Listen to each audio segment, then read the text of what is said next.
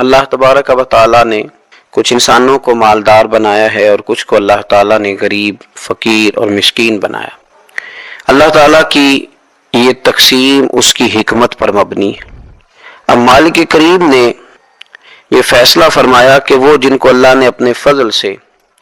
مالدار کیا ہے وہ اپنے غریب، مسکین اور کمزور مسلمان بھائیوں کا خیال رکھیں۔ اور اسلام کا حسن دیکھیے، اسلام کا کمال دیکھیے کہ رب تعالیٰ فرماتا ہے تم خرچ کرو گے مسکین پر، غریب پر، اور وہ قرض دو گے تم اپنے رب تعالیٰ کو،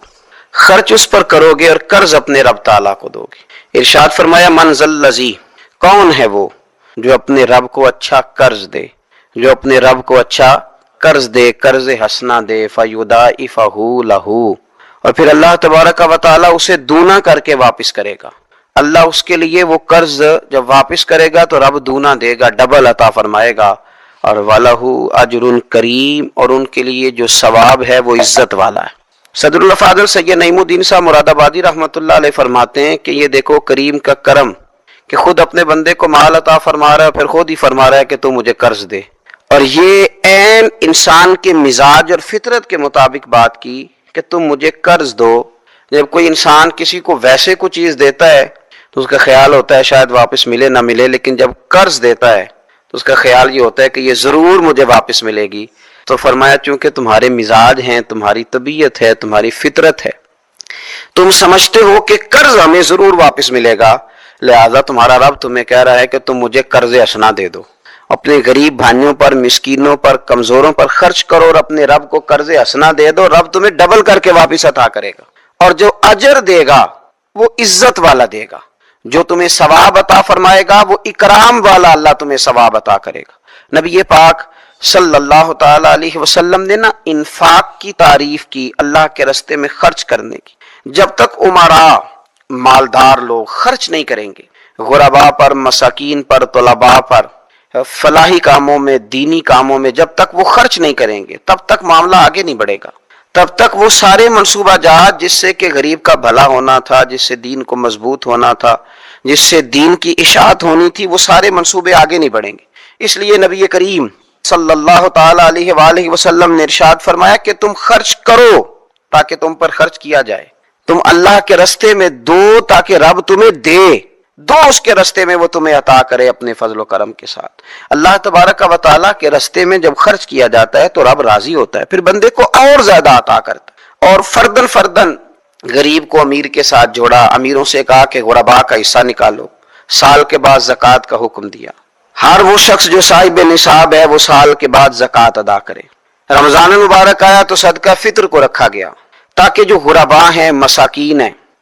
وہ بھی عید کی خوشیوں میں امیر مسلمانوں کے ساتھ شامل ہوں۔ پھر جب فصل کا موقع آیا تو عشر رکھا گیا تاکہ غریب بھی تمہارے غلے میں، تمہارے اناج میں، تمہاری گندم میں، تمہارے چاول میں، تمہاری سبزی میں شریک ہو جائے۔ ہر موقع پر ان کو یاد رکھنا، ان کو ساتھ ملانا۔ قربانی رکھ دی گئی، اور قربانی بھی جب رکھی گئی تو امیر پر رکھی گئی۔ اس کا فلسفہ بھی یہی ہے کہ امیر قربانی کریں گے اور غریبوں تک اس کا گوشت پہنچائیں گے۔ میرے رسول کریم صلی اللہ تعالی علیہ وآلہ وسلم نے یہ خوبصورتی کے ساتھ ایک کو دوسرے کے ساتھ جوڑا۔ اب ہوتا کیا ہے؟ ہوتا یہ کہ انسان کو مال سے پیار ہوتا ہے، فطرتاً کمائے ہوئے مال سے محبت ہوتی ہے۔ انسان بسا اوقات یہ سمجھتا ہے کہ بڑی مشکل سے تنکا کر کے، محنت کر کے، جدوجہد کر کے میں نے یہ مال جمع کیا ہے تو اب میں دے دوں۔ ایک لمبا عرصہ تک میں نے پردیس کاٹا، مشکلات برداشت کی، اور میں نے کئی راتوں کے رت جگے اس کام کے نام کی، اور آج اگر مالی طور پر میں مضبوط ہوا ہوں تو کیا میں یہ مال دے دوں؟ تو دیکھیے، اسلام ایک روحانی مذہب ہے، اس کی تعلیمات آفاقی ہیں۔ یہ میں بتلاتا ہے کہ صرف فیصلہ وہ نہ کرو جو تمہاری آنکھوں سے نظر آ رہا ہے، کچھ چیزیں ایسی ہیں جو رب تمہیں اپنے فضل سے دے رہا ہے اور تمہاری ظاہری آنکھیں انہیں دیکھ نہیں رہی۔ نبی پاک صلی اللہ تعالی علیہ وسلم نے ارشاد فرمایا، یہ حدیث مبارکہ صحیح مسلم میں موجود ہے، حضرت ابو ہریرہ رضی اللہ تعالیٰ عنہ فرماتے ہیں، دیکھیے حضور صلی اللہ تعالیٰ علیہ وسلم نہ بات کر کے مختصر جملوں میں کیسے آگے بڑھتے ہیں۔ کریم ابو فرمانے لگے، یاد رکھنا صدقہ دینے سے مال کم نہیں ہوتا۔ اللہ اکبر! آپ کو تو میسج آ گیا بینک سے کتنے پیسے کم ہو گئے، آپ نے تو جو گن کے دراز میں رکھے تھے اس میں سے لاکھ میں سے آپ نے تو 5,000 دے دیا، تو آپ کو تو پتہ ہے وہ 95 رہ گیا ہے۔ لیکن یہ صحیح مسلم کے لفظ ہیں، حضور فرماتے ہیں صدقہ دینے سے مال کم نہیں ہوتا۔ کائنات کے سب سے سچے، کھرے، صادق اور امین محبوب علیہ الصلوۃ والسلام نے فرمایا کہ صدقہ دینے سے مال کم نہیں ہوتا۔ حکیم الامت مفتی احمد یار خان صاحب نعیمی رحمۃ اللہ تعالی علیہ ارشاد فرماتے ہیں کہ کسان جب اس نے نا بیج کی بوریاں بھر کے رکھی ہوئی ہوتی ہیں، تو جب وہ جا کر کے بیج ڈالتا ہے نا کھیت کے اندر، تو بظاہر تو وہ بوریاں خالی کر کے آتا ہے، لیکن پتہ تب چلتا ہے کہ جب ایک ایک بیج پر پھر کئی کئی گنا دانہ لگتا ہے۔ آیا تو وہ خالی کر کے تھا، لیکن اگر تھوڑا سا وہ گہرائی کے ساتھ دیکھے تو اس نے تو کمال کر دیا، اب تو اس پر بے شمار دانے لگ گئے۔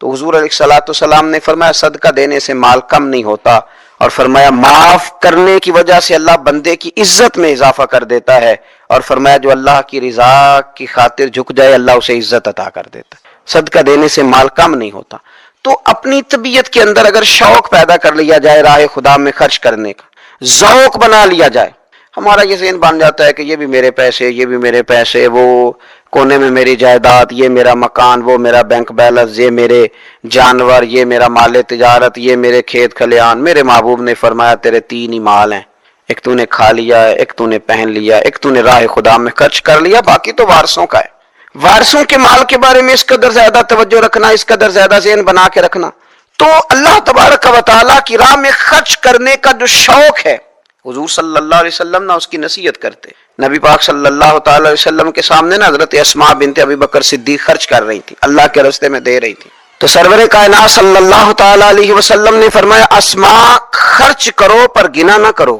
گن گن کے اللہ کے راستے میں خرچ نہ کرو ورنہ رب بھی تمہیں گن گن کے دے گا۔ فرمایا تم اس کے راستے میں اس کی راہ سے کچھ بچا کے نہ رکھو تو رب تعالیٰ بھی جب تمہیں دے گا نا تو پھر بے حساب ہی عطا فرمائے گا۔ گن گن کے یوں احتیاط کر کے دے کے پریشان ہو کے راہ خدا میں خرچ نہ کیا جائے، بلکہ اللہ تبارک و تعالیٰ کے راستے میں دیا جائے اور مالک کے حضور اس کی رضا کے لیے خرچ کیا جائے اللہ تعالیٰ کے بندوں پر۔ حضور صلی اللہ تعالیٰ علیہ وآلہ وسلم کی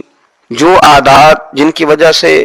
کائنات میں میرے محبوب پاک علیہ الصلوۃ والسلام کے روز ڈنکے بجتے ہیں، حضور کی نعتیں پڑھی جاتی ہیں، ان میں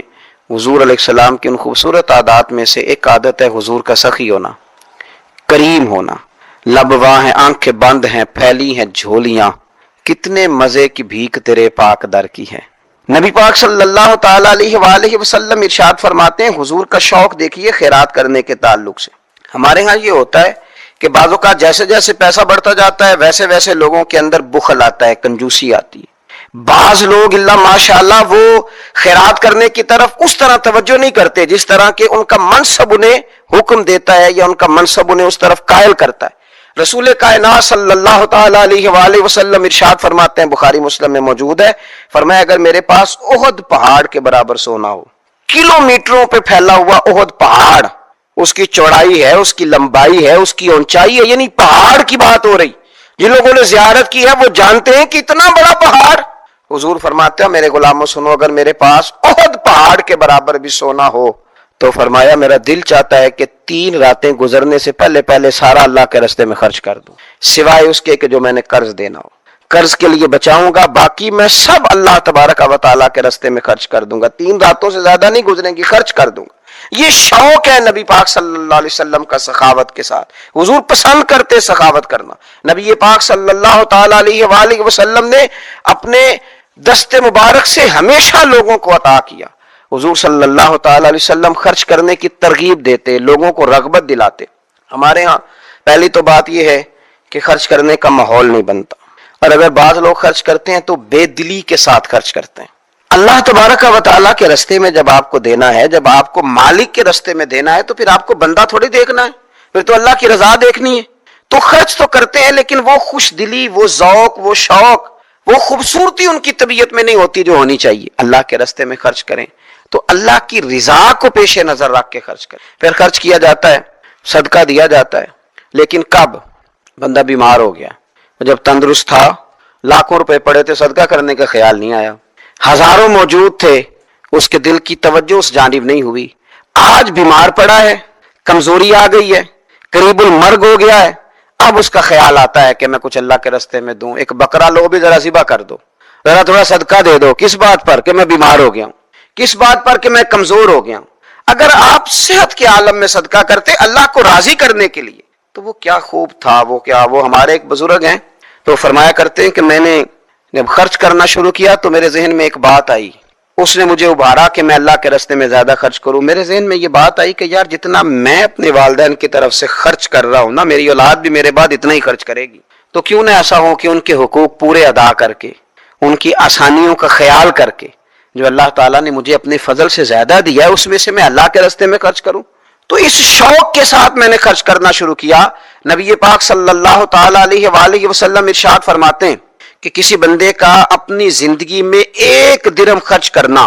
مرتے وقت 100 درہم خرچ کرنے سے زیادہ بہتر ہے۔ زندگی میں 1 درہم دینا مرتے وقت، یعنی عین بیماری کے عالم میں جب تو خرچ کر رہا ہے تو وہ تو 100 خرچ کرے گا درہم، اور تندرستی میں صحت میں تو نے 1 خرچ کیا تو اللہ تعالیٰ اس 1 کا ثواب تجھے اس وقت سے زیادہ عطا فرمائے گا۔ یہ حدیث مبارکہ ابو داؤد شریف میں مشکات میں ملے گی۔ حضور فرماتے صحت کے عالم میں خرچ کر،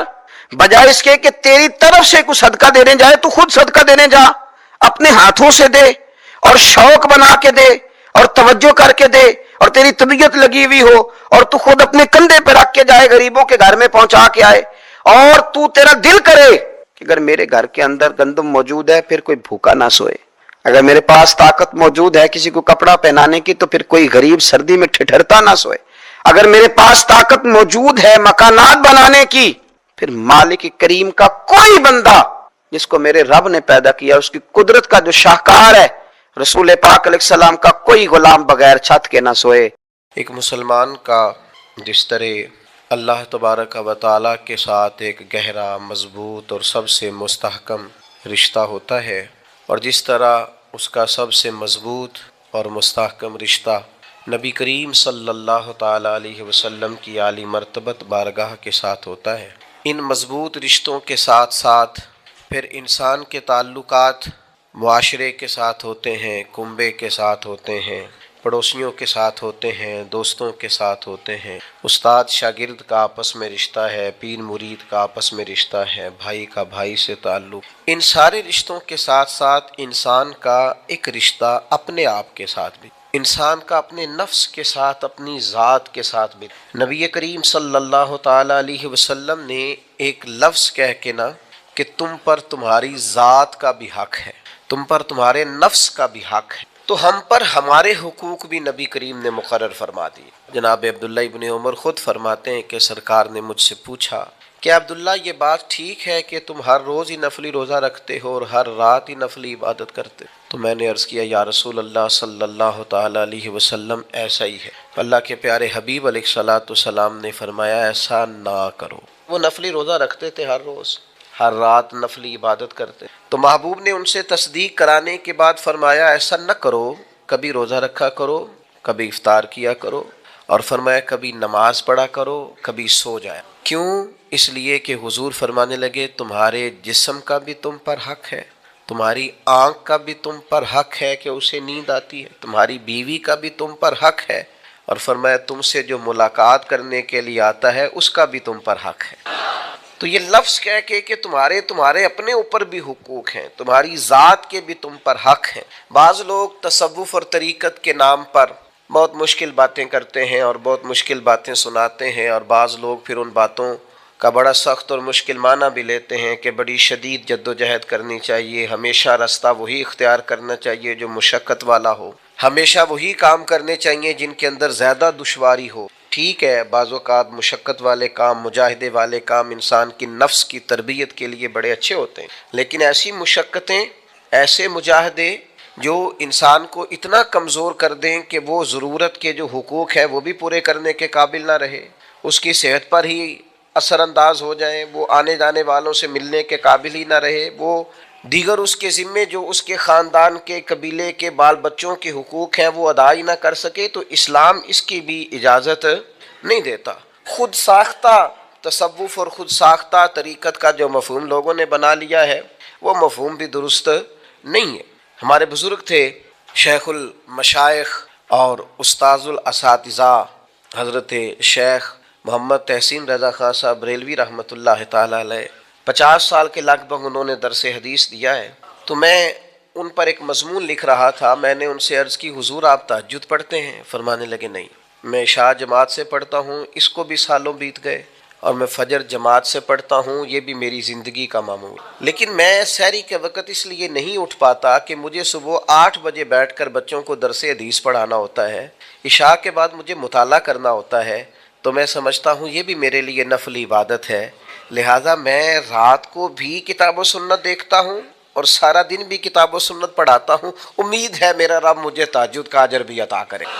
عزیز دوست، آپ یاد رکھیے گا، اس کو سمجھیے گا کہ ہمارے ہاں بعض لوگ بعض چیزوں کو زیادہ دشواری بنا لیتے، فلاں آدمی کو میں نے کبھی نفل پڑھتے نہیں دیکھا، یہ طریقت نہیں کہ آپ نے اسے نفل پڑھتے نہیں دیکھا تو وہ صوفی نہیں۔ آپ یہ بتائیے کبھی فرض چھوڑتے تو نہیں دیکھا، کبھی اسے ضروریات دین کو چھوڑتے تو نہیں دیکھا؟ اور نفل تو ویسے بھی انسان کا رب سے ذاتی معاملہ، ہو سکتا ہے سامنے والا چھپ کے پڑھتا ہو سکتا ہے وہ کسی ایسے لمحے میں پڑھتا ہو جب وہ سمجھے کہ اس وقت مجھے تنہائی میسر ہے۔ تو حضور نے فرمایا تمہارے نفس کا بھی تم پر حق ہے، جن چیزوں کو اللہ رسول نے جائز قرار دیا ہے وہ کوئی شخص بھی استعمال کرتا ہے تو اس کو کوئی شخص ناجائز کر سکتا نہیں، کسی کو بھی اس کا اختیار اور حق حاصل نہیں ہے۔ بلکہ صحیح بخاری کے اندر سیدہ عائشہ صدیقہ رضی اللہ تعالی عنہ کی ایک روایت موجود ہے، آپ فرماتے ہیں نبی پاک صلی اللہ تعالی علیہ وسلم نے کوئی کام کیا، بعد میں رخصت دے دی، اجازت دے دی، فرمایا چاہے کرو چاہے نہ کرو، نہ کرنے کی اجازت دے دی، پہلے سرکار نے کیا تو بعض لوگ ایسے تھے جنہوں نے اس رخصت سے فائدہ نہیں اٹھایا، وہ کام کرتے رہے، حضور نے اجازت دی تھی لیکن انہوں نے اس اجازت سے فائدہ نہ اٹھایا۔ تو نبی کریم علیہ السلام کو جب اس بات کا علم ہوا تو محبوب نے اللہ کی حمد کی اور حضور فرمانے لگے یہ بعض لوگوں کو کیا ہو گیا ہے کہ وہ ان کاموں سے بچتے ہیں جو میں کرتا ہوں، یعنی جس رخصت اور گنجائش پر میں عمل کر رہا ہوں اللہ کا محبوب ہو کے، وہ اس چیز کو چھوڑ رہے ہیں، اس سے اعتراض برت رہے ہیں حالانکہ میں اجازت دے رہا ہوں۔ اور پھر اللہ کے حبیب علیہ السلام نے کیا خوبصورت انداز میں اس سارے مفہوم کو اتنا سمیٹا کہ اس کو ہمیشہ کے لیے بند کر دیا۔ اللہ کے محبوب فرمانے لگے مجھے اللہ کی قسم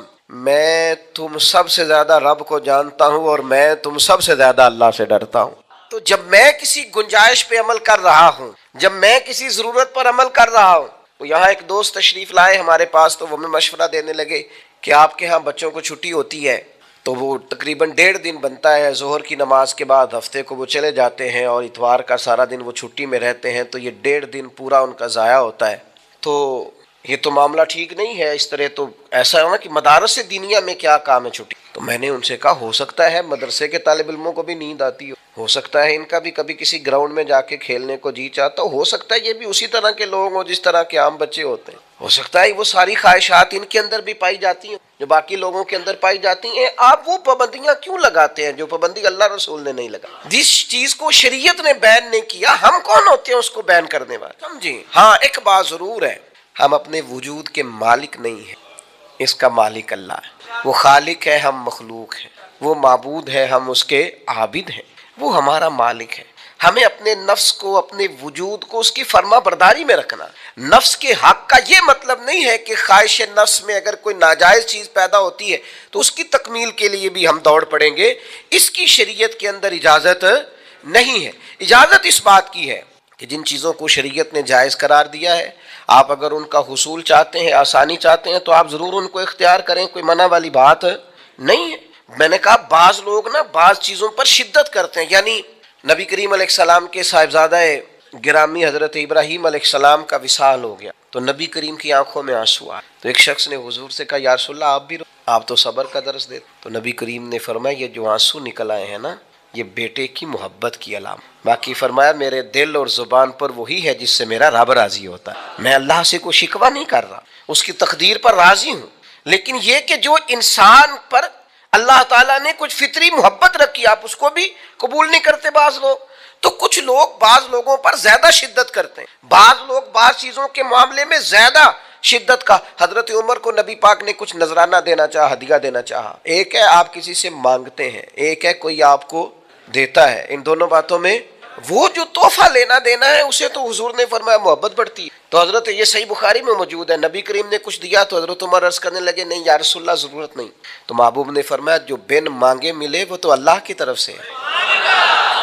وہ ایک صاحب مجھے کہنے لگے فلاں صاحب کہتے ہیں ہم چندہ نہیں مانگتے، تو میں نے کہا وہ زیادہ نیک ہونا چاہتے ہیں، کوئی حرج والی بات نہیں، وہ چندہ نہیں مانگتے، وہ زیادہ پرہیزگار ہونا چاہتے ہیں، زیادہ آگے بڑھنا چاہتے ہیں، ورنہ نبی پاک نے تو اعلان کیا ہے کہ تبوک پہ جانا ہے، مجاہدوں کو چندے کی ضرورت ہے، اعلان کیا کہ نہیں کیا رسول پاک نے؟ تو آپ اس کو علماء کی توہین کا پہلو بنائیں گے؟ رسول اللہ صلی اللہ علیہ وسلم نے اعلان نہیں فرمایا؟ اگرچہ مالک کے کل ہیں لیکن حضور نے اعلان کیا، اور قرآن مجید میں تو کفار نے شکوہ کیا ہے کہ رب ہم سے مانگتا ہے معاذ اللہ۔ اس کا معنی یہ ہے کہ اللہ فقیر ہے، ہم غنی ہیں؟ یہ آپ 28ویں پارے میں دیکھ لیں کہ رب کہتا ہے قرض حسنہ دو، تو آپ کیا معاذ اللہ یہ آیتیں دے کے اللہ پر تنقید کریں گے؟ معاذ اللہ ثم معاذ اللہ، نقل کفر نباشت کہ اللہ لوگوں سے کہتا ہے میرے راستے میں خرچ کرو، اور ایک جگہ نہیں جگہ جگہ کہتا ہے۔ آپ کچھ زیادہ نیک ہونا چاہتے ہیں؟ یعنی جس بات کا اللہ اعلان کر رہا ہے وَمِمَّا رَزَقْنَاهُمْ يُنْفِقُونَ، جو میں نے تمہیں دیا ہے میری راہ میں خرچ کرو، جس کا حضور اعلان کر رہے ہیں، ایک شخص کھڑا ہو کے کہتا جی ہو مولوی چندے مانگتے ہیں۔ او خدا کے بندے، جو کام عین کتاب و سنت میں موجود ہے، تم کو ضرورت سے زیادہ نیک ہونا چاہتے ہو تو یہ تمہارا خود ساختہ دین ہے، یہ رسول اللہ کا دین نہیں ہے، یہ تمہارا، اور لوگ ہیں کہ کہہ رہے ہیں واہ واہ بڑی بات ہے۔ تو اس لیے